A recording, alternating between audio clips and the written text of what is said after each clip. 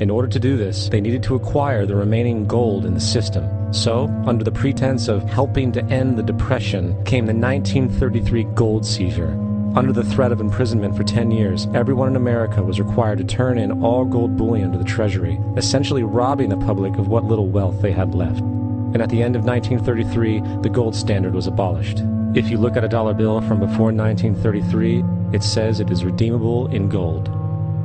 You look at a dollar bill today, it says it is legal tender, which means it is backed by absolutely nothing. It is worthless paper. The only thing that gives our money value is how much of it is in circulation. Therefore, the power to regulate the money supply is also the power to regulate its value, which is also the power to bring entire economies and societies to its knees.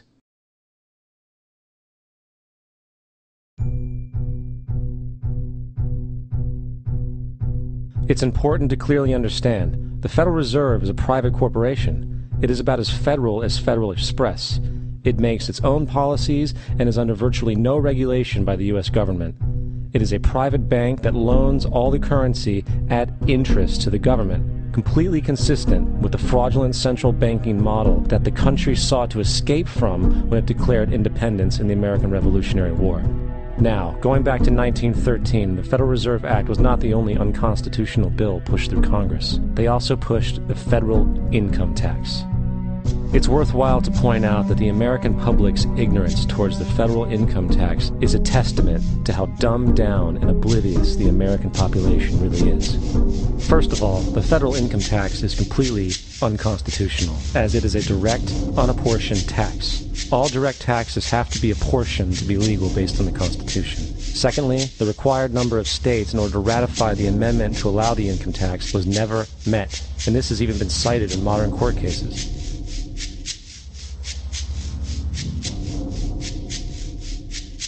Third, at the present day, roughly 35% of the average worker's income is taken from them via this tax. That means you work 4 months out of the year to fulfill this tax obligation.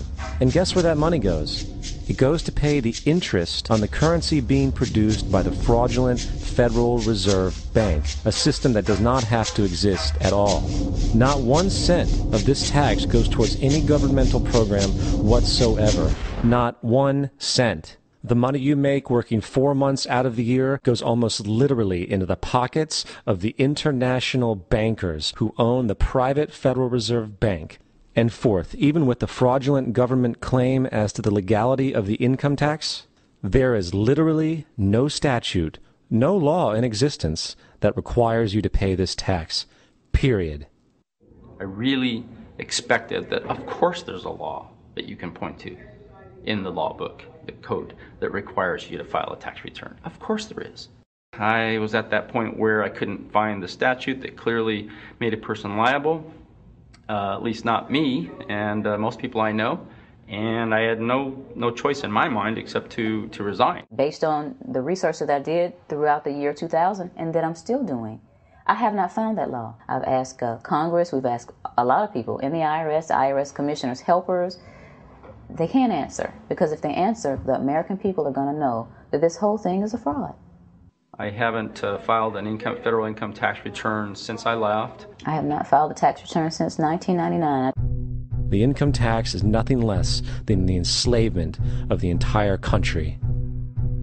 Now, the control of the economy and the perpetual robbery of wealth is only one side of the Rubik's Cube the bankers hold in their hands. The next tool for profit and control is war. Since the inception of the Federal Reserve in 1913, a number of large and small wars have commenced. The three most pronounced were World War I, World War II, and Vietnam. World War I. In 1914, European wars broke out centered around England and Germany. The American public wanted nothing to do with the war. In turn, President Woodrow Wilson publicly declared neutrality. However, under the surface, the U.S. administration was looking for any excuse it could find to enter it. Woodrow Wilson's top advisor and mentor was Colonel Edward House, a man with intimate connections with the international bankers who wanted to end the war.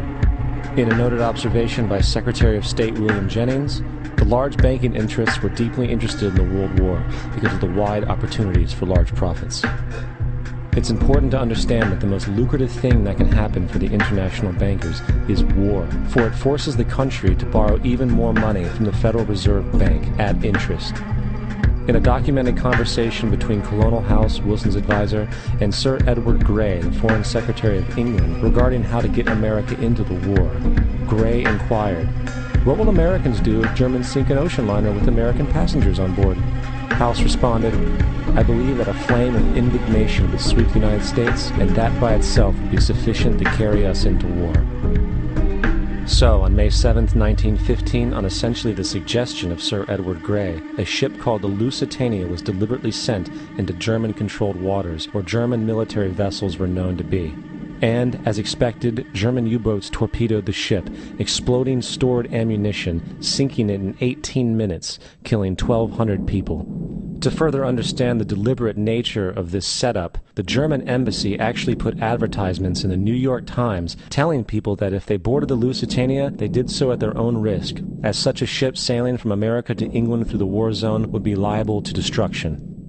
In turn, and as anticipated, the sinking of the Lusitania caused a wave of anger among the American population, and America entered the war a short time after. The First World War caused 323,000 American deaths. J.D. Rockefeller made $200 million off of it. That's about $1.9 trillion by today's standards. Not to mention the war cost about $30 billion for America, most of which was borrowed from the Federal Reserve Bank at interest, furthering the profits of the international bankers. World War II. On December 7, 1941, Japan attacked the American fleet at Pearl Harbor, triggering our entry into that war. President Franklin D. Roosevelt declared the attack was a day that will live in infamy. A day of infamy indeed, but not because of the alleged surprise attack on Pearl Harbor. After 60 years of surfacing information, it is clear that not only was the attack on Pearl Harbor known weeks in advance, it was outright wanted and provoked. Roosevelt, whose family had been New York bankers since the 18th century, whose uncle Frederick was on the original Federal Reserve Board, was very sympathetic to the interests of the international bankers, and the interest was to enter the war, as we've seen, nothing is more profitable for international bankers than war. In a journal entry by Roosevelt's Secretary of War Henry Stimson, dated November 25, 1941, he documented a conversation he had with Roosevelt. The question was, how should we maneuver them into firing the first shot? It was desirable to make sure the Japanese be the ones to do this, so that there should remain no doubt as to who were the aggressors. In the months leading up to the attack on Pearl Harbor, Roosevelt had done almost everything in his power to anger the Japanese, showing a posture of aggression. He halted all of Japan's imports of American petroleum. He froze all the Japanese assets in the United States. He made public loans to nationalist China and supplied military aid to the British, both enemies of Japan in the war, which, by the way, is completely in violation of international war rules. And on December 4th, 3 days before the attack, Australian intelligence told Roosevelt about a Japanese task force moving towards Pearl Harbor. Roosevelt ignored it. So, as hoped and allowed, on December 7, 1941, Japan attacked Pearl Harbor, killing 2,400 soldiers. Before Pearl Harbor, 83% of the American public wanted nothing to do with the war. After Pearl Harbor, 1 million men volunteered for the war.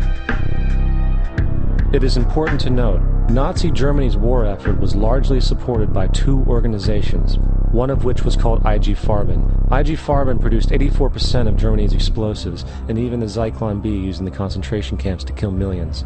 One of the unspoken partners of IG Farben was J.D. Rockefeller's Standard Oil Company in America. In fact, the German Air Force could not operate without a special additive patented by Rockefeller's Standard Oil.